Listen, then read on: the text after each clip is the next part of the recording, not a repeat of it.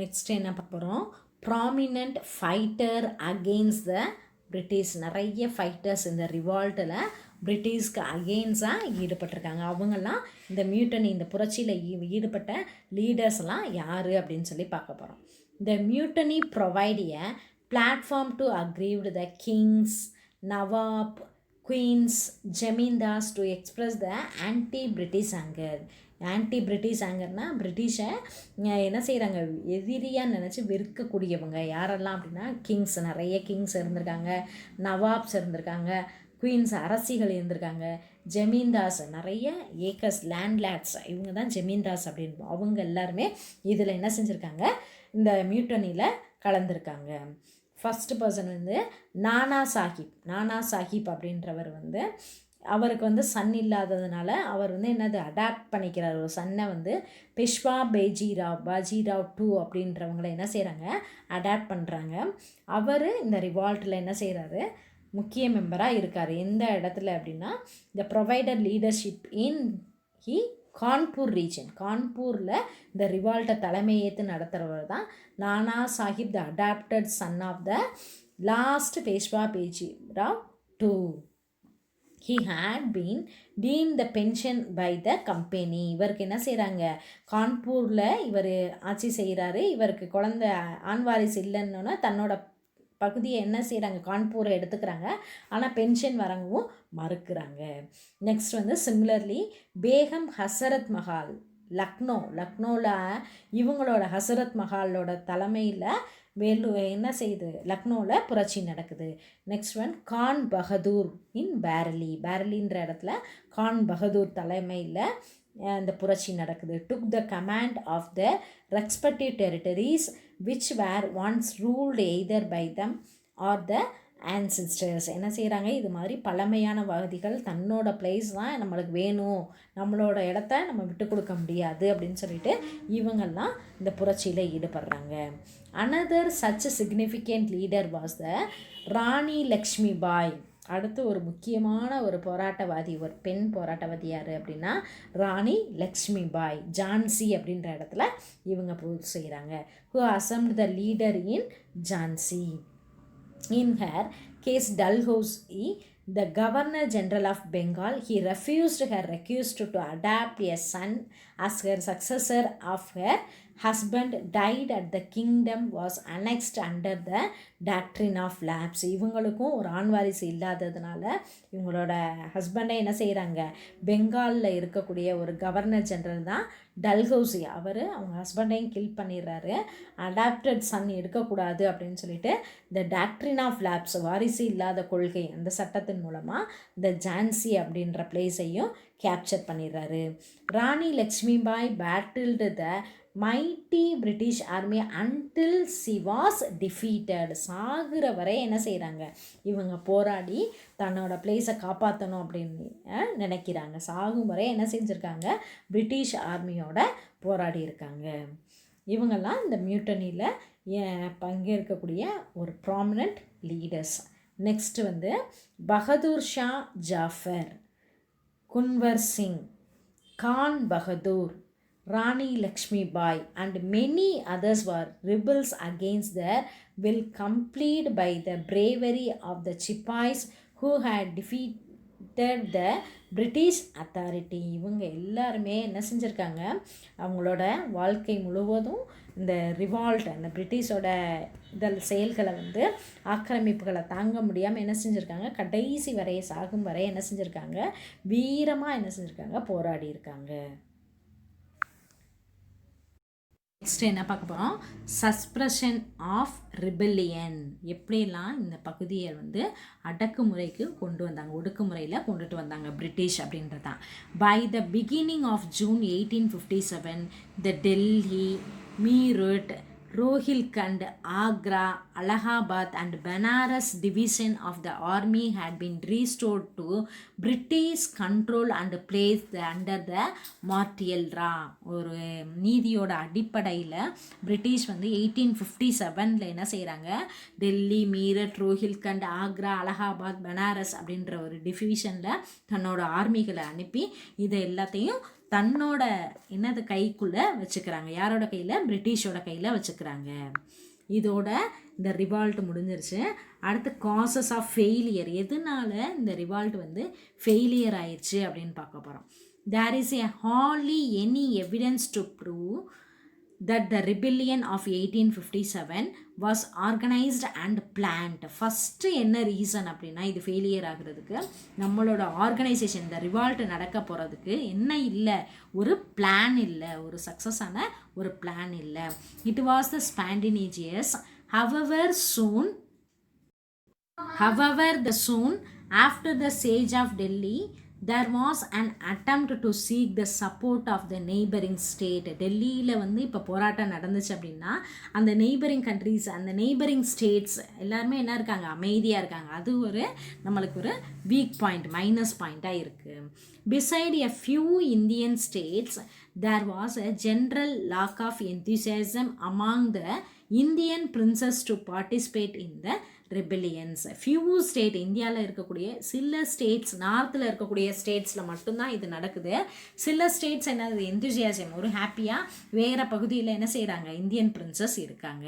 இந்த Indian princes and zamindars either remained a loyal or were fearful of British power. எவ்வளோக்கு எவ்வளோ Indian princess வந்து அந்த ஜெமீன்தாஸ் இவங்கெல்லாம் என்ன செய்கிறாங்க? சில கட்டத்தில் பிரிட்டிஷோட பவருக்கு கண்ட்ரோல் ஆகியிருக்காங்க. Those involved in the rebellions were left with either the little or no source of arms and ammunitions. என்ன இல்லை, அந்த பிரிட்டிஷ் படைக்கு ஏற்ற மாதிரி நம்மள்ட்ட என்ன இல்லை, படை பலமும் இல்லை, வெடிப்பொருட்களும் இல்லை. அவங்க கன்ஸ் யூஸ் பண்ணுறாங்க, நம்ம ட்ரெடிஷ்னல் வெப்பனை யூஸ் பண்ணுறோம். இது ஒரு நம்மளுக்கு ஒரு minus point. This emerging English educated middle class did not support the rebellions. நம்ம இந்தியன்ஸே வந்து என்ன செய்கிறோம்? இங்கிலீஷ் எஜுகேட்டட் பீப்புள் வந்து மிடில் கிளாஸில் இருக்காங்க, இந்தியன்ஸ் இருக்காங்க, அவங்க இந்த புரட்சிக்கு என்ன செய்யலை? சப்போர்ட் பண்ணலை. இது எல்லாமே வந்து என்னது? Causes of failure for the revolt. One of the important reason for the failure of the rebellion was as absence of the central authority. என்ன இல்லை அப்படின்னா ஒரு சென்ட்ரல், ஒரு நடுநிலைமை தன்மை இல்லை. சென்ட்ரல் மத்திய பகுதியில் மட்டும்தான் என்ன இருக்குது? இந்த புரட்சி நடக்குது. அடுத்த பிளேசஸ் எல்லாமே அமைதியாக அங்கே இருக்காங்க. There was no common agenda that united the individual and the aspiration of Indian princes, the various other feudal elements fighting against the British. ஒரு ஒருங்கிணைப்பு, ஒரு அறிக்கை வந்து காமனாக என்ன செய்யலை? ஒழுங்கான ஒரு அறிக்கை வெளியிடலை. ஒரு இந்தியன் பிரின்சஸ் வந்து என்ன செய்யலை? என்ன செய்கிறாங்க? ஒரு கூட்டு முயற்சியாக என்ன செய்யலை? ஒரு பிளான் பண்ணி இந்த புரட்சியை வந்து வழி நடத்துறதுக்கு ஆள் இல்லை. ஃபியூடல் எலமெண்ட்ஸ், நிறைய கிளார்கள்லாம் இருக்காங்க. அவங்கெல்லாம் வந்து இந்த புரட்சிக்கு என்ன செய்யலை? சப்போர்ட் பண்ணலை அப்படின்னு கூட சொல்லலாம். In the end, the rebellion was brutally suppressed by the British army. இந்த எண்டில் brutally ஒரு வன்மையாக என்ன செஞ்சுருக்கோம்? நம்ம British ஆர்மியால் தாக்கப்பட்டிருக்கோம். The rebel leaders were defeated due to the lack of weapons. இந்த ரிபல்ஸில் ஈடுபட்டவங்க எல்லாருக்குமே என்ன இருக்குது? கத்தி, கம்பு இந்த மாதிரி தான் நம்ம யூஸ் பண்ணுறோம். அவங்க எல்லாருமே என்ன வச்சுருக்காங்க? மாடர்ன் வெப்பன் வச்சுருக்காங்க. அதுதான் ஒரு ரீசன். அண்ட் ஆர்கனைசேஷன், ஒரு பிளான் பண்ணி அதை வழி நடத்துறதுக்கு முடியலை. டிசிப்ளின்ஸ், ஒரு ஒழுக்கம் இல்லாத செயல். ஒரு இடத்துல நடந்துகிட்டு இருக்கும், திடீர்னு அமைதியாக இருக்கும், அடுத்த இடத்துல அந்த புரட்சி வெடிக்க ஆரம்பிக்கும். அந்த மாதிரி ஒரு பிளானிங் இல்லாமல், ஒரு ஆர்கனைஸ் பண்ண ஆறு இல்லாமல் இருந்துச்சு. அண்ட் பெட்ரையல் பை தேர் எய்ட்ஸ், அந்த மாதிரி அதான் பெட்ரையல் பை தர் எய்ட்ஸ் அப்படின்னா வழி நடத்துறதுக்கு ஆள் இல்லை. Delhi was captured by the British troops in late 1857. Delhi ஒரு வருஷ காலமாக போராடி டெல்லி 1857 டெல்லியை கேப்சர் பண்ணிடுறாங்க. Bahadur Shah was captured and transported by to Burma. பகதூர் ஷாவை வந்து என்ன செய்கிறாங்க? கேப்சர் பண்ணி அவரை வந்து கைது பண்ணி எங்கே நாடு கடத்திடுறாங்க அப்படின்னா பர்மாவுக்கு நாடு கடத்திடுறாங்க. இதோட இந்த ரிவால்ட் வந்து எப்படி ஃபெயிலியர் ஆயிடுச்சு. ஃபஸ்ட்டு என்ன பார்த்தோம், காசஸ் பார்த்தோம். அடுத்து ரிவால்ட் எப்படி நடந்துச்சு பார்த்தோம். இந்த புரட்சியில் சிவில்ஸ் எப்படி பங்கெடுத்தாங்கன்னு பார்த்தோம். இப்போ இந்த ஃபெயிலியர் ஆகிறதுக்கு என்ன ரீசன் அப்படின்னு பார்த்துட்டோம். அடுத்து இந்தியா இந்த ஃபெயிலியர் ஆனதில் இந்த இந்தியாவோட விளைவுகள் என்னெல்லாம் இருக்குது அப்படின்னு பார்க்க போகிறோம். India becomes a crown colony. இந்தியாவை வந்து என்ன செய்கிறாங்க, ஒரு இங்கிலாண்டோட தலைமையில் இந்தியாவோட ஆட்சியை இங்கிலாந்து வந்து நிர்வாகம் பண்ணுற அளவுக்கு இந்த புரட்சி வந்து அமைகிறதுக்கு காரணமாக இருந்துச்சு. The British Parliament adopted the Indian Government Act in November 1858 and India was pronounced as one of the many crown colonies to be directly governed by the parliament. இந்திய அரசாங்க சட்டம், இந்தியன் கவர்மெண்ட் ஆக்ட் அப்படின்றது இந்திய அரசாங்க சட்டத்தை November 1858 British பாராளுமன்றத்தில் என்ன செய்யுது, அரங்கேற்றப்படுது. இந்தியாவோட இருக்கிற சட்டத்தை எங்கே கொண்டுட்டு வராங்களாம், பிரிட்டிஷில் டைரெக்டாக கொண்டுட்டு வர்றாங்க. இந்தியா எங்கே இருக்குது, பிரிட்டிஷ் எங்கே இருக்குது. ஈஸ்ட் இந்தியா கம்பெனி வியாபார நோக்கத்தோடு வந்த பிரிட்டிஷ் வந்து நம்மளோட அரசாங்கத்தை ஆட்சியை அவங்க வந்து என்ன செய்கிறாங்க, எடுத்துக்கிற அளவுக்கு நம்ம வழிவகுக்க ஆரம்பிச்சிட்டோம். The responsibility was given a member of the cabinet designated as the Secretary State for India. இதில் ஒரு தனி அமைப்பு, ஒரு கேபினெட், ஒரு தனி அமைச்சரவையை உருவாக்கி இந்த நிர்வாக பொறுப்பு எல்லாமே யாரோட கண்ட்ரோலுக்கு வந்துருச்சு, இங்கிலாண்டோட ராணி குயின் விக்டோரியா. அப்போ தான் அவங்க தான் என்ன செய்கிறாங்க, குயினாக இருக்காங்க விக்டோரியா, அவங்களோட கண்ட்ரோலுக்குள்ளே இது வந்துருச்சு. Change in the administration. எதனால இந்த அட்மினிஸ்ட்ரேஷன்லாம் சேஞ்ச் ஆச்சு, என்னெல்லாம் இதை மாற்றினாங்க, இதை புரட்சிக்கு அப்புறம் என்னெல்லாம் இந்தியாவில் மாறி இருந்துச்சு அப்படின்னு பார்க்க போகிறோம். அதான் change in the administration. British rule and it policy underwent the major overhaul of after 1857. 56 புரட்சி ஏற்பட்டுச்சு, 57 முடிஞ்சிருச்சு. அதுக்கப்புறம் என்ன கொண்டுட்டு வந்திருக்காங்க, British followed the Caston's approach to the issue of the social reform. சமுதாயத்தில் அந்த சோஷியல் அந்த என்ன செஞ்சோம், அடக்குமுறைகளை மாற்றி அமைக்கிறாங்க. குயின் விக்டோரியா, அப்போ யார் இருக்காங்க, இங்கிலாண்டில் ராணியா விக்டோரியா இருக்காங்க. Queen Victoria proclaimed to the Indian people that the British would not interfere in the traditional institution and religions matter. என்ன செய்கிறாங்க, குயின் விக்டோரியா, இங்கிலாந்து வந்து பிரிட்டிஷ் வந்து உங்கள் சமூக மாற்றத்தில் தலையிடாது, உங்கள் பாரம்பரிய பழக்க வழக்கத்தில் தலையிடாது. இந்த என்ன செய்வோம் நம்ம, ரிலீஜியஸ் மேட்டர்னால் என்னது, நம்ம சிப்பாய்ஸ் வந்து அந்த ரிலீஜியஸ் மார்க்ஸ் வைக்கிறாங்களே, விபூதி, குங்குமம், சந்தனம் அப்படி வச்சுக்கிறது, இந்த டர்பன் யூஸ் பண்ணுறது, இதெல்லாம் நம்மளோட ட்ரெடிஷ்னல் இன்ஸ்டிடியூஷன். அதை வந்து நீங்கள் வந்து யூஸ் பண்ணிக்கலாம், அதுக்கு நாங்கள் எந்த தடையும் கொடுக்கல அப்படின்னு சொல்லிட்டு அதை என்ன செய்கிறாங்க, வாபஸ் வாங்கிக்கிறாங்க. It was promised that Indians would be observed in government service. சொல்ல அளவில் மட்டும்தான் இந்தியன்ஸ் வந்து எதுக்கு வரலாம், கவர்மெண்ட் சர்வீஸ்க்கு வரலாம், கவர்மெண்ட் ஜாப்க்கு வரலாம் அப்படின்னு சொல்ல தான் செய்கிறாங்க. ஆனால் அதுக்கு நடைமுறைப்படுத்தலை. Two significant changes were made to structure of the Indian Army.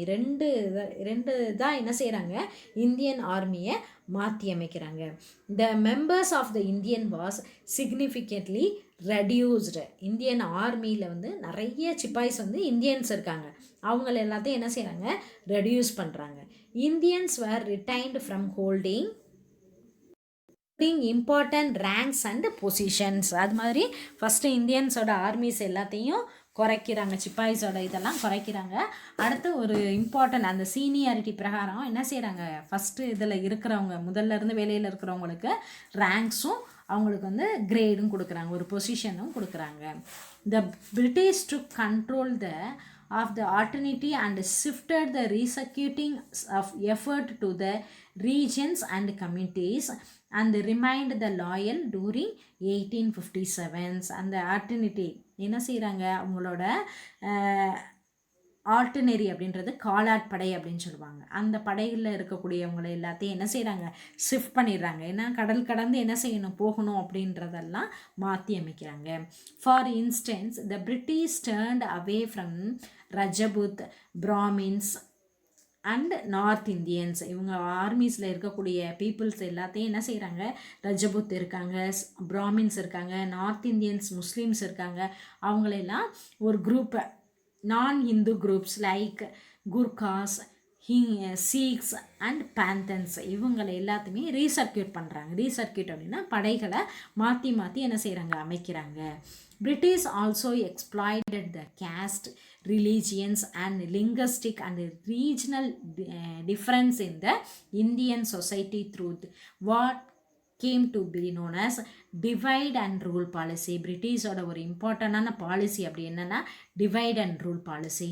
இந்த ரிவால்ட்டோட விளைவில் நம்ம என்ன செஞ்சுருக்காங்க நம்மளை அப்படின்னா, British also exploit the caste, religion, linguistic and regional difference. முஸ்லீம்ஸ்னால் ஒரு தனி பகுதியில் இருக்கணும், ஹிந்துஸ் ஒரு தனி பகுதியில் இருக்கணும், கிறிஸ்டியானிட்டி பீப்புள் தனி பகுதியில் இருக்கணும், சீக்ஸ் அப்படின்னு சொல்லிட்டு அவங்களோட ரிலீஜியன்ஸ் அண்ட் கேஸ்ட் வைஸாக சொசைட்டி என்ன செய்கிறாங்க, டிவைட் பண்ணி ரூல் பண்ணுறாங்க. அதனால் அதுக்கு தான் என்ன சொல்லுவாங்க, இதை டிவைட் அண்ட் ரூல் பாலிசி அப்படின்னு சொல்லுவாங்க. இந்த மாதிரி பிரிட்டிஷ் எதை யூஸ் பண்ணுறாங்க, பிரித்தாளும் கொள்கையை யூஸ் பண்ணி இந்தியாவை ரூல் பண்ண ஆரம்பிக்கிறாங்க.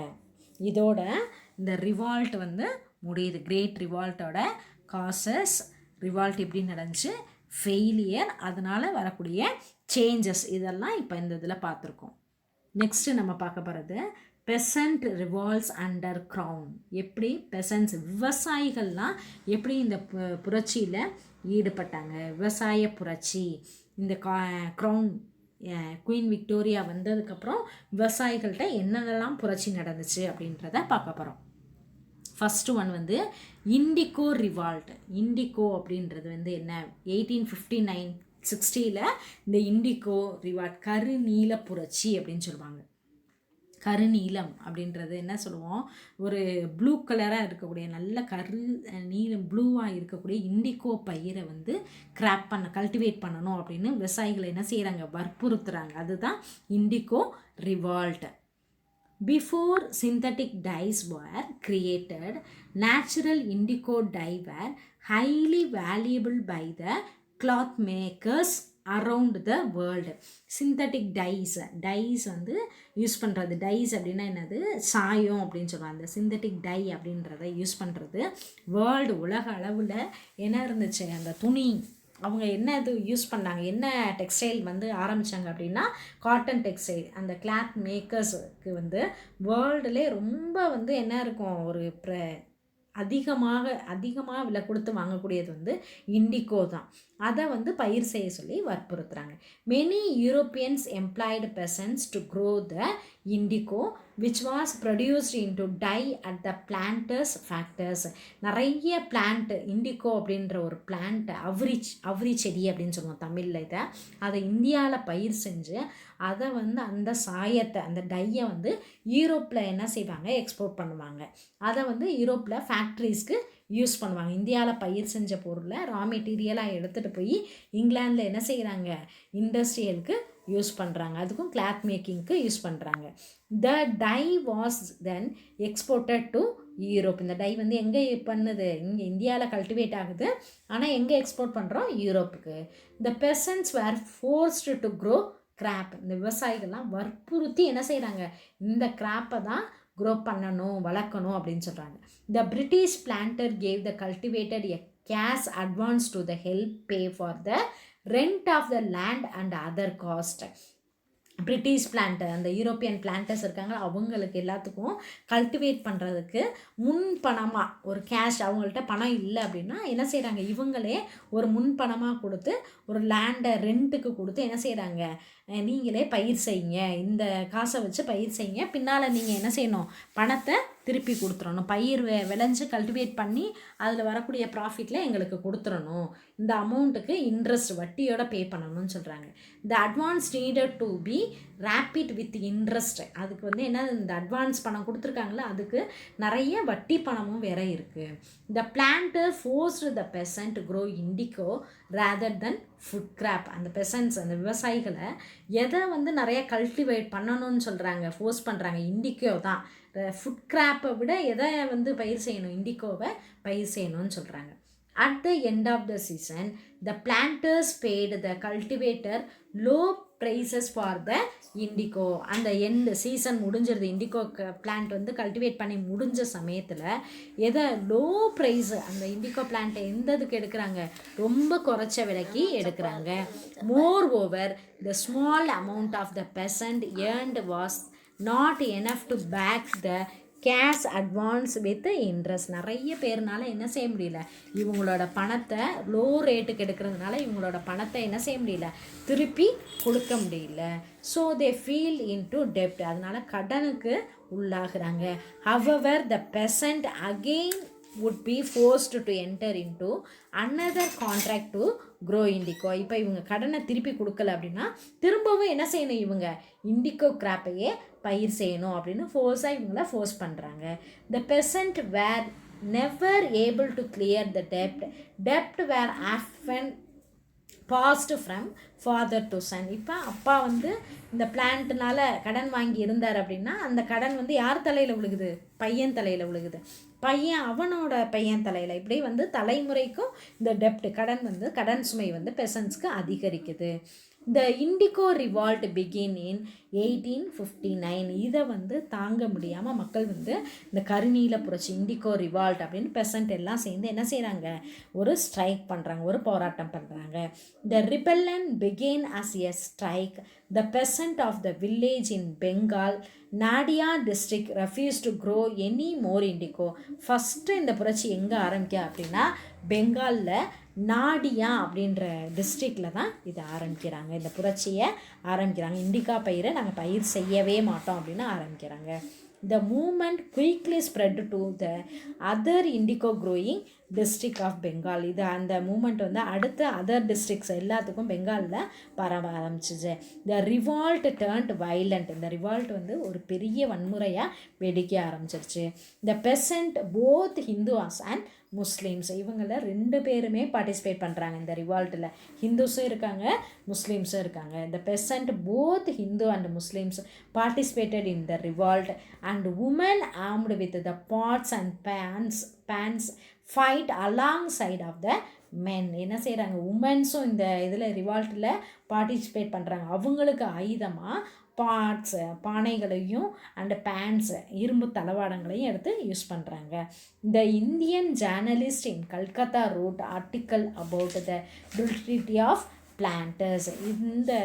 இந்த சம்பவத்தை பார்த்து ஒரு இந்தியன் ஜேர்னலிஸ்ட், ஒரு பத்திரிகையாளர் கல்கத்தாவில் இதை பற்றி ஒரு ஆர்டிக்கல், ஒரு மேகசினில் என்ன செஞ்சுருக்காங்க, இவங்களை எப்படிலாம் தாக்குதல் பண்ணியிருக்காங்க அப்படின்றத ஆர்டிக்கலில் எழுதியிருக்காரு. இந்த 1860